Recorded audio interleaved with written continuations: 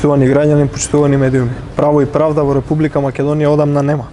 Да имаше правда и независно правосудство, денеска обвинителната клупа за случајот Рекет за завршни зборови ќе беше подготвен Зоран Заев. Но бидејќи Заев ги оценува сите, Вилма Русковска му е под целосна контрола, денеска завршни зборови во случајот Рекет има само за тројца извршители, двајца, кои исто така се оценети од Зоран Заев и мораат да молчат и да не ја кажат вистината.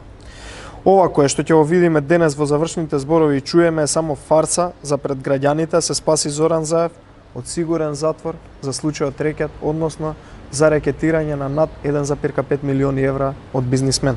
Рекетот во висина од 1,5 милиони евра во Луи Витон торба стана навика на оваа влада на СДСМ и Заев целиот овој мандат.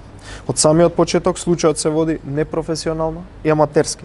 Најпрвин извршителите беа известени од Зоран Заев дека сите знаат за Рекетот, а потоа им беше допуштен одреден период да бришат, прикриваат докази и губат телефони во кои што има доказен материјал. Денеска гледаме дека Зоран Заев е заглавен до гуша во криминал, а граѓаните на големо ја зборуваат неговата улога во случајот Рекет. Сите знаат кои се извршителите, а кој е главниот организатор.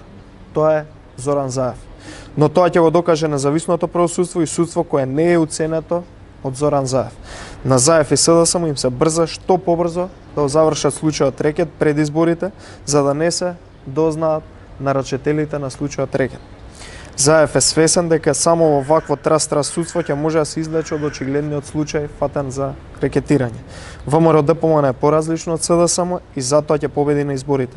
Со СДСМ и Заев добивме Рекет, хибриден режим, неспособност и сиромаштија.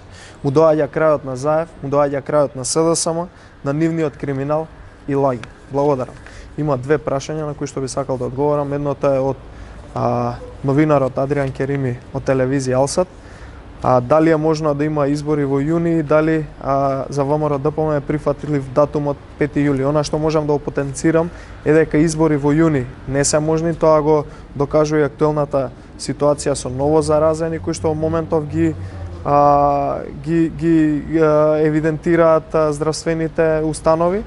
Од она што можам да кажам дека за датум за избори ќе мора да се разговара консензуално, односно во моментот кога ќе се оцени дека е можно да се одржат изборите, бидејќи најважно во моментов ни е здравјето на граѓаните, а не спас на нечија кариера на некој функционер од СДСМ.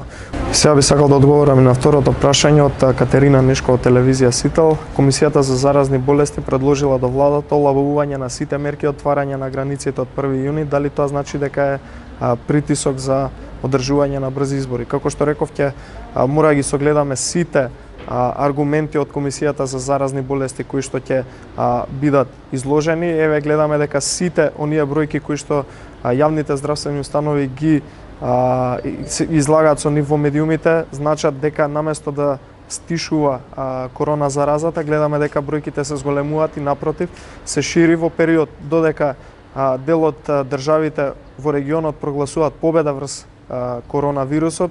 Ние гледаме дека кај нас во моментов се зголемува бројката на ново заразени. Се уште за нас е несфатливо како е можно до вчера да имаме 58 часовен карантин, а од денеска Комисијата за заразни болести да предлага олабување на мерките практично како ништо да не се случило, но како што реков ќе мораме уште еднаш да ги погледнеме аргументите, а во однос на притисокот за избори, како што реков, избори во јуни не се можни, бидејќи сите бројки кои што ги гледаме на ново заразени упатуваат на тоа дека во моментов здравјето на граѓаните е најважно, а не да спас на нечија политичка кариера. Благодарам.